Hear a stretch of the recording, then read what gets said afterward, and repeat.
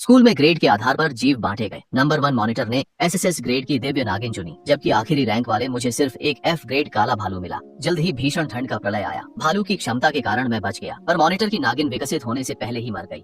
जलन में मॉनिटर और साथियों ने मेरे भालू को मारकर उसका हॉटपॉट बना लिया। घायल होकर मैं बर्फीली आंधी में गिर बदरधा और बदले की भावना के साथ मर गया। जैसे ही आंखें खुली, मैं फिर उसी दिन पहुंच गया जब हमें आत्मिक पशु चुनने थे। पिछले जन्म की तरह मैं काले भालू को चुनने ही वाला था कि ली यानपिंग चिल्लाई, रुको। वह अपनी सीट से उठी और गोद में बर्फ जैसी सफेद चमकदार नागिन लिए मेरे पास आई। उसने तुरंत उसे मेरी बाहों में थमा दिया, जैसे उसे डर हो कि मैं डिब्बे से काला भालू न उठा लूं। उसने कहा, सफेद नाग तुम्हारे लिए है, मुझे काला भालू चाहिए। कक्षा के सभी सहपाठी भी यही चाहते थे। टीचर भी हैरान थे। इस सफेद नागिन में 80% प्राचीन रक्त था और ये स्वर्गीय नाग की वंशज थी। वहीं काले भालू में सिर्फ 20% रक्त था। दोनों में जमीन आसमान का अंतर था। कोई नहीं समझ पाया कि ली यानपिंग ने नागिन के बदले भालू को क्यों चुना। श्याओयेन, आत्मा पशु चुनना मजाक नहीं है, यह तुम्हारे भविष्य के विकास से जुड़ा है। जल्दी से हुएन के साथ बदल लो। हुएन को इस सफेद नागिन की ज्यादा जरूरत है। किसी भी आत्मा पशु के साथ जल्दी अभ्यास कर सकती हूँ, पर हुएन की प्रतिभा सामान्य है। मिश्रित रक्त वाला भालू उसका जीवन बिगाड़ देगा। मैं हुएन से आत्मा पशु बदलती हूँ। कक्षा में अचानक सब चुप हो गए। उसकी इस निस्वार्थता से सभी दंग रह गए। छोटी यान, साधना में मन की शुद्धता सबसे जरूरी है। तुम्हारा दिल निर्मल और नेक है, इसलिए कमजोर आत्मा पशु के बावजूद तुम्हारा भविष्य बहुत उज्जवल होगा। छोटे एन, अभी भी क्या सोच रहे हो? जल्दी से आभार व्यक्त करो। तुम्हारी झूठी हमदर्दी नहीं चाहिए, मुझे वही काली भालू दो। ली यानपिंग की नजरें घबराईं। उसने भालू को और कसकर जकड़ लिया। उसका चेहरा सिकुड़ा था, जैसे मैं उसे सता रही हूँ। हुएन, मुझे मत परखो, मैं अपनी मर्जी से ये सौदा कर रही हूँ। ये चालें छोड़ो, नहीं चाहिए। तभी अचानक मेरी कलाई में तेज दर्द हुआ, जैसे किसी ने काट लिया हो। नीचे देखा तो छोटे सफेद सांप के 2 दांत धंसे थे और घाव से खून की बूंदें निकल रही थी। उसने अपनी 2 मुंही जीभ से कलाई को छाटा, जिससे झंझनाहट सी होने लगी। इतनी ही देर में उसने मुझसे जीवन मरण का एक रक्त संबंध अनुबंध कर लिया। चारों ओर फुसफुसाहट होने लगी। सबको लगा हुएन मजबूत है, इसीलिए उसने सफेद सांप नहीं लिया, पर वह दिखावा कर रही थी। एक तरफ सांप लौटाने को कहा और दूसरी तरफ चुपके से अनुबंध कर लिया, ताकि ली यानपिंग मुकर न जाए। बेकार इंसान दिखावा ही करता है। अब सांप मेरा है। अनुबंध के बाद वह सो गई।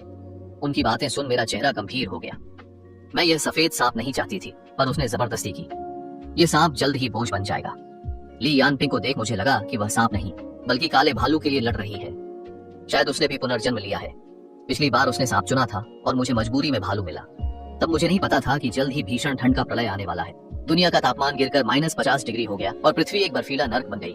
लंबी उम्र वाली सफेद सांप भीषण ठंड में जमकर मर गई, पर मेरी अच्छी देखभाल से काला भालू जल्दी ही वयस्क हो गया। जब प्रतिभा साझा करने की शक्ति खुली तो मुझे प्रलय की ठंड से कोई डर नहीं था। बाद में जब मैं स्कूल टीम के साथ सामान ढूंढने गई तो ली यानपिंग ने कई बार भालू को बहकाने की कोशिश की, ताकि वह उसका साथी बन जाए। बार बार ठुकराए जाने पर उसने गुस्से में सबको उकसाया कि अगर भालू का मांस खा लिया जाए तो ठंड से बचा जा सकता है। जब हम बाहर निकले तो ली यानपिंग ने साथियों के साथ मिलकर मुझे और काले भालू को मार डाला और हम उनका भोजन बन गए। ली यानपिंग की गोद में ब्लैक स्नो को देख मेरी आंखें बर्फ जैसी ठंडी हो गईं। पिछले जन्म में वह भालू मेरा सबसे भरोसेमंद साथी था। इस बार ली यानपिंग ने मेरी ठंड सहने की शक्ति छीन ली है, लेकिन इस धोखे का बदला अब खून से ही चुकाना होगा। मैं उसे एकटक देख रही थी, तभी उसने भी अपनी आंखें घुमाकर मेरी ओर देखा। जब हमारी नजरें मिली तो उस छोटे काले भालू ने मेरी ओर ठीक 2 बार पलकें झपकाईं। मेरे दिल में अचानक खुशी की लहर दौड़ गई। यह हमारे पिछले जन्म का एक गुप्त इशारा था कि मुझे चिंता करने की कोई जरूरत नहीं है। ये सोचकर मैंने ली यानपिंग की ओर एक दया भरी नजर डाली। इस काली भालूनी को मैं अच्छी तरह जानती हूँ। वह दिखती भोली है, पर दिल से बेहद शातिर और धूर्त है। मैं काले भालू की आंखों में देख ही रही थी कि अचानक एक ठंडी छोटी जुबान ने मुझे छुआ। नीचे देखा तो मेरी बेकार सी सफेद सांप थी, जो खूबसूरत तो है पर किसी काम की नहीं। अब जागने पर मैं बेकार नहीं हूँ और पुरुष उस काले बदसूरत राक्षस को अब नहीं देख सकेंगे। मैंने उसके छोटे से सिर को हल्के से छुआ। तुम बोल रहे हो? नन्हा सफेद सांप गर्व से मेरी हथेली में कुंडली मारकर बैठ गया। मेरा नाम लिंग जू है। यदि आप मुझे महाराज कहकर संबोधित करना चाहें तो वह भी ठीक है। छोटा नितम, तुम्हें इतनी बचकानी और नादान बातें किसने सिखाई? अधिकांश अनुबंधित पशु मनुष्यों की पहल पर ही बनते हैं। ये स्वभाव से घमंडी होते हैं, केवल बचपन में थोड़े नरम होते हैं। बहुत कम मौकों पर ही वे खुद अनुबंध की पहल करते हैं। क्लास में नियमों को सुनकर सभी सहपाठी जादुई चक्र बनाकर अपने अनुबंधित पशु के साथ अनुबंध की कोशिश करने लगे, पर मैं उनमें नहीं था। अगर अपनी आंखों से न देखता तो यकीन न होता कि एक महान प्राचीन दिव्य सर्प त्याओ मंग होई ने मुझे जबरदस्ती अनुबंधित कर लिया। लिंग शुए, तुम खुद मुझसे अनुबंध क्यों करना चाहती हो? वो औरत, वह बहुत बदबूदार है। बदबूदार? ली यानपिंग तो स्कूल की सबसे सुंदर लड़की है। स्कूल के कई लड़के उसके पीछे हैं और सब उसे खुशबूदार कहते हैं। वो सब तो अंधे हैं, उसकी आत्मा ही गंदी है। तुम्हें कैसा लगा? मेरी गोद में बैठी सफेद सांप मेरी आस्तीन में घुस गई। उसकी आवाज में झिझक थी। तुम ठीक हो? साफ और शांत। बस यूं ही मैं उंगलियों से उसकी चमड़ी सहलाने लगी। उसका स्पर्श अद्भुत था, ठंडा और मुलायम, रेशम जैसा। कभी मैं उसके सिर को छूती, कभी शरीर को। फिर मैंने उसकी छोटी सी पूंछ दबा ली। सब कहते हैं कि सांप की 7 इंच वाली जगह नहीं छूनी चाहिए, पर वह अभी छोटा है, शायद कुछ नहीं होगा। जैसे ही मैंने पूंछ पकड़ी, लिंग शुए का शरीर बिजली सा अकड़ गया और सफेद चमड़ी के बीच की त्वचा गुलाबी हो गई। हल्की परत रुको, तुम बिल्कुल बदमाश हो। तुमने मेरी इज्जत पर हाथ डाला। वो चिढ़ गया था। मैंने पलकें झपकाते हुए हाथ खींच लिया। बच्चे, ऐसी फालतू बातें मत सोचो। यह देखकर लिन शुए गुस्से से पूरी तरह भर गया। सांप की आंखों पर भी पानी की एक परत सी छा गई और उसने सिसकते हुए अपना सिर घुमाकर मुझसे पूरी तरह मुंह मोड़ लिया। इसी समय ली यानपिंग ने अनुबंध की ड्राइंग पूरी कर ली और तुरंत काले भालू के साथ प्रक्रिया शुरू कर दी। इसके बाद अनुबंध का घेरा काले भालू को ढककर तेजी से घूमने लगा, लेकिन उस घेरे के अंदर भालू ने चुपके से लकीरें बदल दी, जिससे यह सामान्य अनुबंध से मास्टर सेवक अनुबंध में बदल गया, जहाँ भालू मालिक और ली यानपिंग सेवक बन गई। अनुबंध पूरा होते ही काले भालू ने गर्व से मेरी ओर देखा। मैंने चुपके से अपना हाथ मेज के नीचे छुपाकर उसे अंगूठा दिखाया। इसीलिए कहते हैं किसी को भी नाराज कर लो, लेकिन ईमानदार आदमी को नाराज मत करो, बुरे आदमी हो। वही नाराज आवाज फिर गूंजी। बिना देखे मैं समझ गया कि ये मेरा घमंडी, शर्मीला और चिड़चिड़ा छोटा शैतान है। मैं बुरा कैसे? मैं लापरवाही से उसके ठंडे तराजू पर हल्के से थपथपा रहा था। तुम तो अपनी पूंछ से दूसरी औरतों को इशारे कर रहे थे, वो भी एक काली बदसूरत औरत से। मैंने बहुत हल्के से कहा, भाई। एक और बात, तुम बेवजह जलने वाली छोटी सी जलनखोर हो। जैसे ही छात्रों ने अनुबंध पूरा किया, क्लास टीचर ने सबको अभ्यास सामग्री दी। मैंने एक स्नैक रख बाकी लिन शुए को दे दिए। उसने 19 स्नैक्स एक एक करके बहुत जल्दी खा ली। मेरी कक्षा से बाहर निकलने से पहले ही सारे स्नैक्स पूरी तरह खत्म हो गए थे। सभी सहपाठी मुझे देखने लगे। हुवेन पागल है क्या? हफ्ते भर की सामग्री और स्नैक्स सांप को खिला दिए। क्या उसने क्लास नहीं सुनी कि आध्यात्मिक पशु धीरे बढ़ते हैं? इतने अच्छे सांप से अनुबंध करना तो बिल्कुल बेकार गया। कुछ छात्रों को ध्यान देना चाहिए, स्नैक्स का हर महीने का वितरण सीमित है। अगर तुमने बर्बाद कर दिया तो स्कूल और नहीं देगा, समझ गए? पिछले जन्म में मैं काले भालू के प्रति उदार था। अन्य छात्र 4 हिस्से खुद रखते और एक पशु को देते, पर मैं आधा आधा बांटता था। पर सफेद सांप को मैंने 19 हिस्से दिए और खुद एक रखा। बाकी छात्रों को मैं पागल लगता था। तभी मुझे याद आया कि लिन शुए ने मेरे साथ गहरा अनुबंध किया है, जिससे हमारे प्राण एक दूसरे से बंधे हैं। अगर वह पिछले जन्म की तरह पहले ही दिन ठंड से मर गई तो मैं भी नहीं बचूंगा। इसलिए अब इस नन्ही पूर्वज की जान सबसे कीमती है। जब बाकी छात्र अभ्यास करने चले गए तो मैं भी सफेद सांप को लेकर बाहर निकल पड़ा। जब मैं ली यानपिंग के पास से निकला, उसने मेरा रास्ता रोक लिया। तुम भी पुनर्जन्म लेकर आए हो, अब मेरी बारी है। काले भालू ने ठंड सहना सीख लिया है। तो अच्छी तरह से जियो, क्योंकि मैं अभी भी तुम्हें खुद विदा करने के इंतजार में हूँ। ली यानपिंग की आंखों में हैरानी आई, जो तुरंत घमंड में बदल गई। मेरे काले भालू की वजह से मैं बच जाऊंगी, पर तुम दोनों तो प्रलय के पहले दिन ही मर जाओगे। सफेद सांप मेरी गोद से आलस में उसकी ओर देखता है, फिर सिर उठाकर ली यानपिंग पर फुफकारते हुए बदबूदार सांस छोड़ता है, जो तुरंत फैल जाती है। ली यानपिंग का आत्मविश्वास टूट गया और वह चीखती हुई पीछे हट गई। मैं ठंडी हंसी के साथ सांप को लिए मुड़ गई। अब इतने सारे स्नैक्स कहाँ से लाऊं, ये एक बड़ी समस्या बन गई है। मैं लिंग शुआंग को सहलाते हुए सोच रही थी कि तभी मुझे पिछली जिंदगी की वह आध्यात्मिक नस याद आई, जिसका खुलासा प्रलय से पहले हुआ था। वह अब तक अनखोजी होगी, इसलिए मैं सफेद सांप के साथ तुरंत उस ओर निकल पड़ी। वहां पहुंचकर देखा कि ली यानपिंग मुझसे पहले ही वहां थी। वह एक रईस परिवार की बेटी है, जिसके पास असीमित संसाधन है। मैं बाहरी घेरे में खड़ी देख रही थी कि वह 20 आदमियों के साथ खुदाई कर रही है। मेरी गोद में दुबका सफेद सांप देख रहा था कि कैसे एक के बाद एक चमकदार आध्यात्मिक पत्थर निकाले जा रहे हैं। लिन शुए की आंखें ललचाई हुई थी, तो मैंने झट से सांप की आंखें ढक ली। मत देखो, यहाँ के रत्नों की क्वालिटी खराब है। मैं तुम्हें कहीं और भी ले जाऊंगी। सफेद सांप को थामे मैं मुड़कर देखती रही। तभी मन में एक खुशी भरी आवाज गूंजी। क्या आप हैं? अब तुम टेलीपैथी जानते हो ली यानपिंग? उसने मुझ पर काफी खर्च किया और जागृति घास दी, जिससे मैं मानसिक संदेश भेज सकूं। आप सफेद सांप के साथ आराम करें, पत्थर निकलने पर मैं आपको बुलाऊंगा। मैं रुक गया और काले भालू की बात खत्म होते ही होश आने पर मैंने देखा कि एक सुंदर छोटा सांप मुझे शक से देख रहा है। लिंग शुआंग मेरी बाह से लिपटी थी। उसका घमंडी चेहरा मेरे सामने था और उसकी ठंडी सांसें महसूस हो रही थी। लिंग शुए भी मुझ पर नाराज थी। तुम्हारी हिम्मत कैसे हुई कि मेरे पीठ पीछे किसी और औरत से बातें की? मैंने एक हाथ से सांप की गर्दन पकड़कर बाह से उतारा और सज्जा के तौर पर उसका चेहरा दबाया। जबान संभालकर बात करो। मैंने तो कुछ गलत नहीं कहा। तुम्हारी आत्मा में एक नर की गंध है, वही काली चमड़ी वाला, है ना? ये छोटी सांप तो काफी समझदार है। हमारे दानव अजगर कबीले में रक्त संबंध अनुबंध वाला ही जीवन भर का साथी होता है। उस भालू से कोई रिश्ता मत रखना। मेरे चेहरे पर एक अजीब सा भाव था। लिन शुआंग ने दुखी होकर मुझसे पूछा, छोटे बच्चे, तुम्हारी उम्र ही क्या है? क्या तुम्हें साथी का मतलब भी पता है? तभी अचानक उसकी ठंडी पूंछ मेरे गाल को छूकर तेजी से पीछे हट गई और वह धीरे से फुसफुसाकर बोली, मैंने तुम्हें चाट लिया है, अब तुम मेरे हो।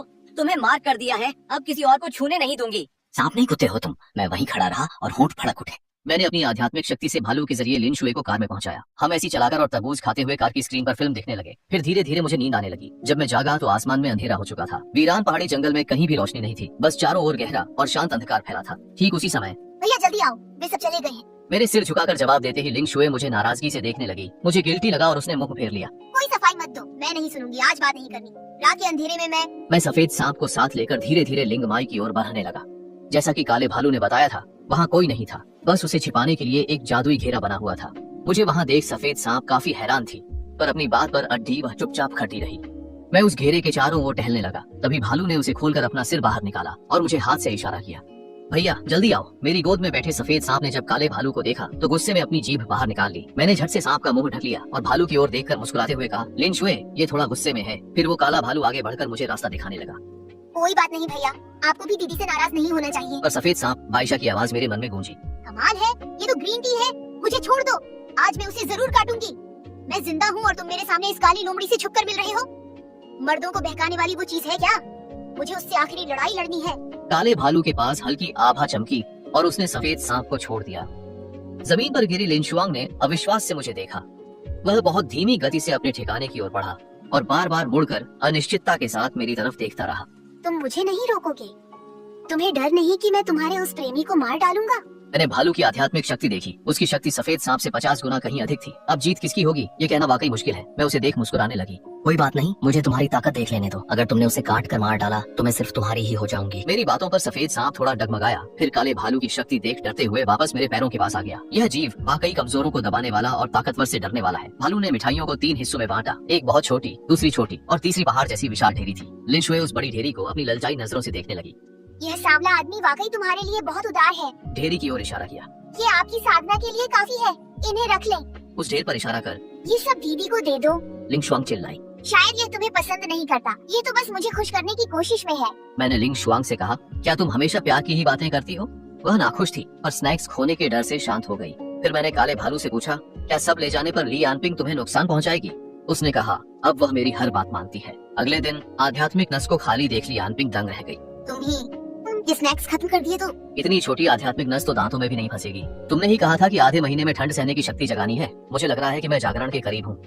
काले भालू ने सिर हिलाया। यह सुनकर ली यानपिंग का चेहरा कुछ बेहतर हुआ। जागरण अच्छा है, पर तुम्हारी रक्त रेखा कमजोर है। इतना खाकर भी शक्ति मामूली बढ़ी। अगर मेरी रक्त रेखा घटिया थी तो चुना क्यों? मैंने मिन्नत नहीं की थी। अब मानसिक दबाव इतना है कि शायद प्रतिभा जागृत न हो पाए। ली यानपिंग ने सोचा, पखवाड़े बाद ठंड खत्म होने पर भालू की यह प्रतिभा बहुत काम आएगी। दबाव मत लो, मेरा वो मतलब नहीं था। अगर तुम्हारी रक्त रेखा कमतर होती तो मैं तुम्हें चुनता ही नहीं। मुझे साधना के लिए बस 10 ट्रक स्नैक्स चाहिए। जल्दी इंतजाम करो, ये ज्यादा नहीं है ना?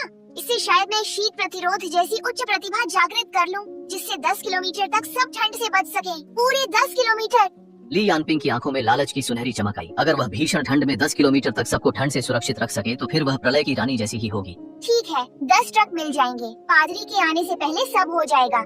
ली यानपिंग घर में ताकतवर है, पर सब उसकी भीषण ठंड की प्रलय वाली बात को एक मजाक मानते हैं। वे उपहास करते हैं कि वह पत्थर के ट्रकों में रखे स्नैक्स से एक मामूली आत्मा जानवर को सिर्फ सर्दी से बचने की प्रतिभा के लिए जगा रही है। इस विचार पर उसे घर से कोई समर्थन नहीं मिलता। ली यानपिंग को अपने माता पिता द्वारा बचपन से दी गई सारी चीजें बेचनी पड़ी, घर, कार, ब्रांडेड बैग और गहने। जब मैंने स्कूल में उसे दोबारा देखा तो वह वही पुराने कपड़े पहने थी और लंच में सिर्फ एक सादा सफेद आटे का बान और पुरानी लाओ गान मा चटनी खा रही थी। साफ था कि उसने अपनी सारी जमा पूंजी काले भालू पर खर्च कर दी थी, पर उसे नहीं पता था कि उसके खरीदे ट्रक भर स्नैक्स में से भालू ने बहुत कम रखे। बाकी 99.99% मेरे और सफेद सांप के पास आ गए। मैंने अपनी साधना और आध्यात्मिक शक्ति के अभ्यास के लिए थोड़े स्नैक्स रखकर बाकी सब सफेद सांप को दे दिए। सफेद सांप ने लिंगशी को तेजी से निगल लिया और वह गहरी नींद में सो गया। उसके पास रखे स्नैक्स एक खिंचाव से तुरंत पाउडर में बदल जाते थे। सांप की साधना से मिली आध्यात्मिक शक्ति ने मुझे पिछली जिंदगी से कई गुना ज्यादा ताकतवर बना दिया है। वहीं ली यानपिंग के पास अब क्लास के बाकी छात्रों से भी कम शक्ति बची है। काले भालू ने एक भी स्नैक खुद पर खर्च नहीं किया और वह उसे धमकाता है कि अगर उसकी प्रतिभा जागृत नहीं हुई तो वह उसे पहले ही चेतावनी दे रहा है। सब कहते हैं कि ली यानपिंग अब बेकार हो गई है। स्कूल के पहले दिन सबसे कमजोर भालू चुनने के बाद से उसकी मानसिक स्थिति ठीक नहीं थी। इन अफवाहों और कानाफूसी के बीच ली यानपिंग बस वो बोली, देख लेना, बाद में सब जान जाएंगे कि मैं ही सही थी। एक रात अचानक तापमान तेजी से गिर गया और दुनिया भर में बर्फ गिरने लगी। जून में बर्फ गिरना सबको बहुत अजीब लगा, लेकिन अगले दिन दोपहर तक जब वैश्विक तापमान -20 डिग्री पहुंच गया तो लोग धीरे धीरे चिंतित होने लगे कि कहीं कोई बड़ी आपदा तो नहीं आने वाली। बर्फ लगातार तेज होती जा रही थी। रुक नहीं रही थी। लोग बर्फीले संकट से डरे। अनहोनी के डर से स्कूल ने छात्रों को वापस बुला लिया। हॉस्टल में ली यानपिंग ठंड से कांपते हुए रजाई में लिपटी थी। साधना न करने से उसकी शक्ति कम हो गई थी और वह आम लोगों जैसी ही थी। उसकी नाक ठंड से लाल थी और वह बार बार टिश्यू से उसे पोंछ रही थी। काले भालू, तुम्हारी प्रतिभा जागृत हुई या नहीं? 10 दिन बीत चुके थे। काला भालू काफी बड़ा होकर किशोरावस्था में था और ली यानपिंग के मन में अब संदेह होने लगा। चिंता मत करो, जल्दी होगा। पिछली जिंदगी में हुवेन गरीब था और भंडारों की खोज के बाद भी उसके पास भालू के लिए स्नैक्स नहीं थे। इस जन्म में मैंने इतने सारे संसाधन दिए, फिर भी तुम्हारी प्रतिभा जागृत क्यों नहीं हो रही? क्या तुम कुछ छुपा रहे हो? मैं ये मेहनत किसके लिए कर रही हूँ? तुम मुझ पर शक कर रहे हो? मैं तो अपनी शक्ति तुम्हारे साथ साझा करना चाहती थी, पर अब लगता है ये स्नैक्स तुम्हें वापस कर दूं। मेरी फर मोटी है, मैं ठंड में नहीं मरूंगी। मेरी गलती थी, मैंने गुस्से में कह दिया। ये आध्यात्मिक पत्थर तुम ही रखो, तुम्हारी प्रतिभा का जागृत होना सबसे जरूरी है। काला भालू हुंकारा। जाओ नीचे से चीजें उठाओ। नाश्ता चबाते समय काले भालू ने ली यानपिंग के शरीर में थोड़ी सी गर्माहट भेजी। उसे डर था कि असली प्रलय आने से पहले ही कहीं वह ठंड से न मर जाए। इस गर्माहट को महसूस कर ली यानपिंग का शक अब पूरी तरह दूर हो गया। अनुबंध के अनुसार साधना के दौरान दोनों एक दूसरे को अपनी शक्ति का 10वां हिस्सा लौटाते हैं। भालू से मिली बेहद कम शक्ति से ये साफ था कि उसने खुद भी बहुत कम आध्यात्मिक ऊर्जा ग्रहण की है। ली यानपिंग को यह नहीं पता था कि काले भालू ने कम आध्यात्मिक शक्ति नहीं ली थी, बल्कि उनके बीच हुए मालिक सेवक अनुबंध के कारण शक्ति लौटाना पूरी तरह उस भालू की मर्जी पर ही निर्भर था। उधर दूसरे डॉर्मेट्री में मैं बिस्तर के सहारे बैठकर फिल्म देख रही थी और कमरे के सारे स्नैक्स खत्म हो चुके थे। कालीन पर सो रही वह सफेद सांप अब शावक अवस्था से बाहर निकलकर वयस्क बन चुकी थी। बाल्टी जितनी मोटी और बर्फ जैसी सफेद चमकती हुई। मैं बिस्तर से उतरकर उसकी फांकों को छूती हूँ और उसके भीतर की जबरदस्त जीवन शक्ति को गहराई से महसूस करती हूँ। दीवार पर टंगी घड़ी की सुइयां धीरे धीरे 12 के करीब पहुंच रही थीं। असली प्रलय अब शुरू होने वाली थी। इस जीवन में सफेद सांप प्रलय के पहले दिन ठंड से नहीं मरेगी। 12 बजते ही घड़ी की आवाज गूंजी और तापमान अचानक गिरकर -50 डिग्री हो गया। मेरी आध्यात्मिक ऊर्जा और सफेद सांप की शक्ति के कारण मैं इस ठंड को नजरअंदाज कर सकती हूँ। बाहर बर्फ एक मंजिल तक जम चुकी थी। क्लास टीचर ने ग्रुप में चैन मैसेज शुरू किया ताकि सब अपनी स्थिति बता सके और जरूरत पड़ने पर स्कूल बचाव कार्य शुरू कर सके। स्कूल में स्टाफ की कमी के कारण मैं स्वयं सेवक बन गई और अलग अलग हॉस्टल में जाकर सामान बांटने लगी। जब मैं ली यानपिंग के कमरे के बिल्कुल पास पहुंची तो मैं वहाँ से सीधे नीचे कूद गई। बाद में जब कई छात्राओं ने ग्रुप में सामान मिलने की पुष्टि कर दी, तब ली यानपिंग ने मुझसे पूछा सामान कहाँ है? मैंने ग्रुप में तस्वीरें बतौर सबूत भेजी कि ली यानपिंग ने सुपरमार्केट से सामान स्कूल में जमा किया है। स्कूल ने कहा कि भारी बर्फबारी से सामान की बहुत कमी है। क्या ये सामान उन लोगों के लिए नहीं होना चाहिए जिन्हें इसकी सबसे ज्यादा जरूरत है? सभी छात्र ग्रुप में मैसेज करने लगे। क्या मॉनिटर को पता था जो उसने इतना सामान लिया? क्या वह ऐसा कर सकती है? आखिर यह भलाई के लिए था? सोचिए, वो सामान के लिए लड़ रही है और लोग उसे नैतिकता पर परखने लगे। मुझे फंसाकर खुद क्यों छुप रही हो? ठंड खत्म होने का पता था ना, अपना जमा सामान सबको बांटती क्यों नहीं? मैंने नूडल्स के 2 खाली डिब्बे बाहर फेंक दिए। मुझे नहीं पता तुम किस भीषण ठंड की बात कर रही हो। सबको पता है कि मेरे घर की हालत खराब है। मॉल में सेल देखकर मैंने बहुत सारे इंस्टेंट नूडल्स खरीदे और सहपाठियों में बांट दिए। सबको मिले 10-10 पैकेट हुए ने अपने पास से दिए हैं। सहपाठियों के तानों पर ली यानपिंग जवाब नहीं दे पाई और ग्रुप में सब चुप हो गए, लेकिन मुझे प्राइवेट मैसेज करने लगे। खिला दो, भले ही अच्छी छवि बना ली, पर तुम्हारा वो बेकार सफेद सांप अब तक ठंड से मर चुका होगा। ये सोता हुआ सफेद सांप बिल्कुल एक पौधे जैसा लग रहा है। बंद आंखों के बावजूद इससे निकलती प्रबल आध्यात्मिक ऊर्जा साफ बताती है कि यह जीवित है। असंभव, ये वीडियो रिकॉर्डेड है। वो कमजोर सांप इतनी ठंड में अब तक मर चुका होगा। जम्हाई लेते हुए मैंने यानपिंग का मैसेज अनसुना कर दिया। सुरक्षा के बावजूद इस ठंड में मुझे कंपकंपी हो रही थी। जैसे ही मैंने कंबल के लिए अलमारी खोली, एक जानी पहचानी गर्माहट मुझ में समा गई। यह काले भालू की शक्ति थी। आश्यों, बिना अनुबंध के भी तुम अपनी तकनीक मुझसे साझा कर रहे हो। अब मैं ठंड सह सकता हूँ। तभी मुझे याद आया कि काले भालू की क्षमता केवल ठंड नहीं बल्कि शक्ति के साथ ठंड सहने की थी। पिछली जिंदगी में मेरी सीमित ताकत और स्नैक्स की कमी से वह पूरी तरह जागृत नहीं हो पाया था। तब उसने मुझे बचाने को जबरन आधी अधूरी क्षमता ही जागृत की थी। ली यानपिंग अब कैसा है? भालू ने विजुअल शेयरिंग शुरू की। उसे भरोसा था कि अब वह सर्दी से नहीं डरेगा, इसलिए ली यानपिंग ने अतिरिक्त रजाई नहीं ली थी। इस वक्त वह खुद को पतली रजाई में लपेटे हुए थी और उसका चेहरा ठंड से नीला था। क्या तुम्हारा संकल्प पूरा नहीं हुआ? कहते हुए काला भालू बिस्तर पर कूदा और उसे अपने नीचे दबा लिया। फर्श से टकराते ही हड्डियां टूटने की आवाज हुई और ली यानपिंग दर्द से दांत पीसने लगी। सुनो, मेरे पास एक अच्छी खबर है। मैंने जागृति में सफलता पाई है। ली यानपिंग की आंखें चमक उठी। वह भालू द्वारा बिस्तर से गिराए जाने की बात भूल गई। जल्दी करो, मुझे ठंड लग रही है। मैंने तुम्हें जगाने के लिए अपनी सारी जमा पूंजी और टॉफियां खर्च की हैं। मैं तुम्हारी मालिक हूँ। हमारे अनुबंध के मुताबिक तुम्हारी शक्ति पर मेरा पूरा हक है। ली यानपिंग ने अनुबंध के जरिए भालू की शक्ति लेनी चाहिए, पर उसे एहसास हुआ कि वह इसे सक्रिय नहीं कर पा रही है। अपनी आंखें खोलकर तो देखो, आखिर हमने क्या अनुबंध किया है। अनुबंध को ध्यान से जांचते हुए ली यानपिंग ने वहाँ 2 जादुई संरचनाएं और उनमें किए गए बदलावों को देखा। देख लिया, यह मालिक सेवक अनुबंध है। तुम मेरी क्षमताएं साझा नहीं कर सकते। ली यानपिंग बेसुध रह गई। तुमने भी हस्तक्षेप किया था। सिर्फ मैं ही नहीं, हुएन भाई भी पुनर्जन्म ले चुका है। पिछले जन्म में तुमने हमें मारकर खाया था। अब हमारा बदला लेने का समय है। भले ही तुम्हारा पुनर्जन्म हुआ हो, हुएन का अनुबंध उसी बेकार सफेद सांप से है। सांप के मरते ही अनुबंध के कारण हुएन भी मर जाएगा। ली यानपिंग की आंखों में डर था, पर भालू बिना और बात किए चला गया। भीषण ठंड के कारण अब तापमान का विवरण नहीं दिया जाता। पिछली बार की तरह बिजली, पानी और इंटरनेट पूरी तरह ठप हो गए। इस रात के बाद कई लोग फिर कभी नहीं जागे। 5 दिन और बीत गए। स्कूल का अनुशासन बिगड़ गया था। छात्रों का सामान खत्म होने पर वे दूसरों का खाना छीनने लगे। बाहर कुछ ताकतवर छात्र मुझ पर नजर गड़ाए थे। भालू की ठंड से बचाने वाली और सांप की प्रचुर आत्मा शक्ति के कारण अब शिक्षक भी मेरे मुकाबले नहीं थे, इसलिए मुझे कोई डर नहीं था। बाहर दरवाजा पीटने की आवाज के बीच मैंने अपनी हथेली में शक्ति जुटाई ही थी कि अचानक एक ऊर्जा की लहर महसूस हुई। अचानक मेरे कमरे से एक ऊर्जा लहर फैल गई और बाहर अफरा तफरी मच गई। कंबल पर कुंडली मारे सफेद सांप की दिव्य चेतना से आवाज गूंजी, दफा हो जाओ। उसकी ठंडी आवाज सुनकर लोग घबराकर भाग गए। मैंने उसे सहलाते हुए पूछा, लिन शुए, क्या तुम जागने वाली हो? उधर ली यानपिंग के हॉस्टल में घुसे लोगों को काले भालू ने भगा दिया। ली यानपिंग जमीन पर पड़ी थी और उसकी टूटी हड्डियों के घाव से बदबू आ रही थी। मई बेहोश होने ही वाली थी। तभी भालू ने थप्पड़ मारकर उसे जगा दिया। वो भालू अपनी पिछली जिंदगी की यादों के कारण बहुत बदला लेने वाला था। झांग ने ली यानपिंग के साथ मिलकर अपने दुश्मनों को ढूंढ निकाला। फिर स्कूल में बचे उन लोगों को भी मार डाला जिनसे उसका कोई बैर नहीं था। अब काले भालू ने खुद को छिपाना छोड़ दिया और अपनी स्किल 15 का इस्तेमाल किया। पूरे स्कूल में हर किसी के शरीर में एक गर्म लहर दौड़ गई, मानो कोई दैवीय कृपा हो। मरणासन ली यानपिंग को भी आखिरकार सर्दी से राहत मिली। दूसरों के लिए यह आशीर्वाद था, लेकिन उसके लिए यह जीवन शक्ति को तेजी से खत्म करने वाला मौत का फरमान था। न केवल हड्डियां, उसकी आंतें भी पहले ही फट चुकी थी। ठंड ने सड़न रोकी थी, पर अब सब कुछ माइक्रोवेव में डिफ्रॉस्ट की तरह पिघलने लगा। ली यानपिंग के अंग असंतुलित हो गए। वह सुन्न पड़ी शरीर घसीटती रही जैसे कोई आरामदायक आसन ढूंढ रही हो। उसकी इंद्रियों से बैंगनी बर्फ बहने लगी और मरते वक्त उसकी आंखें खुली रहीं। मरना अच्छा रहा। उस सुबह शरीर में गर्माहट महसूस हुई। आंखें खोली तो खुद को एक कोमल शरीर से लिपटा पाया। वह सुंदर चेहरा, दूधिया त्वचा और थकी पर आकर्षक आंखों वाला था। उसकी बंद पलकें तितली के पंखों सी थीं और सफेद बाल झड़ने की तरह मुझे ढके हुए थे। उसका गर्म शरीर चांदनी सी परी जैसा था। मेरे हिलते ही उसकी कांपती आंखें खुली, जिनमें अमानवीय पुतलियां थीं।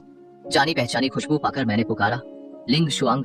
उसके होंठों पर मुस्कान उभरी। वह झटके में पलटकर सीधे मेरे ऊपर सवार हो गई और ठंडी हवा मेरी त्वचा से टकराई। साथ ही उसके शरीर की ठंडी और गर्म खुशबू मुझे घेरने लगी। जब वह झुककर करीब आई, उसके सफेद बाल मेरे चेहरे पर बिखर गए, जिनमें भीनी खुशबू थी। मैं घबराकर उसे देखने लगी। उसका सुंदर चेहरा करीब था और त्वचा जेड जैसी पारदर्शी और मोहक थी। उसकी पीठ के पीछे सफेद सांप की पूंछ लहरा रही थी और उसकी आकर्षक आवाज मेरे कानों में गूंज उठी। क्या उस आदमी ने इन सम्मानित महाशय को फिर से याद किया? आदमी और महाशय शब्दों से मैं समझ गया कि यह लिन शुए ही है। मैं शांत होकर उसे देखने लगा। तुम्हें आखिरकार जागने की फुर्सत मिली। वह हल्के से हंसी। उसकी हंसी बहुत मधुर थी। क्या तुम इस महाशय की चिंता कर रहे थे? अगर तुम मर जाती तो मुझे भी तुम्हारे साथ दफन होना होता। वह झुककर मेरे चेहरे को चूम लिया। तुम्हारा मुंह सख्त है। मैंने उसे धकेला। लिन शुए, रूप बदलने के बाद क्या यही पहला काम था? लिन शुए और गहराई से हंसी। ये पहली बार नहीं था। इन्होंने पहले तुम्हें चाटा है। हम मुहर लगा चुके हैं। इतने दिनों बाद वह इसलिए जागी क्योंकि वह अपनी जन्मजात प्रतिभा को जागृत कर रही थी। लिन शुए का खून शुद्ध होने से इसे जगाना बाकी जानवरों से मुश्किल था। अच्छा हुआ कि वह सफल हुई। लिन शुए, तुम्हारी प्रतिभा क्या है? उसने लापरवाही से पूछा। क्या? मैंने उसे अजीब नजरों से ऊपर नीचे देखा तो उसने मुझे घूर दिया। तुम क्या सोच रहे हो? बात करते करते पता नहीं कब बाहर की बर्फ रुक गई थी। भारी बादल एक एक करके छंटने लगे और आसमान में बहुत दिनों बाद सूरज निकला, जिसकी गर्माहट धरती पर फैल गई। मैंने स्कूल के अंदर से खुशी की आवाजें सुनी। देखो सूरज निकल आया। पारा ठंडा नहीं रहा। बढ़िया। अंततः प्रलय का समय खत्म होने वाला है। लिन शुए शांत हुई।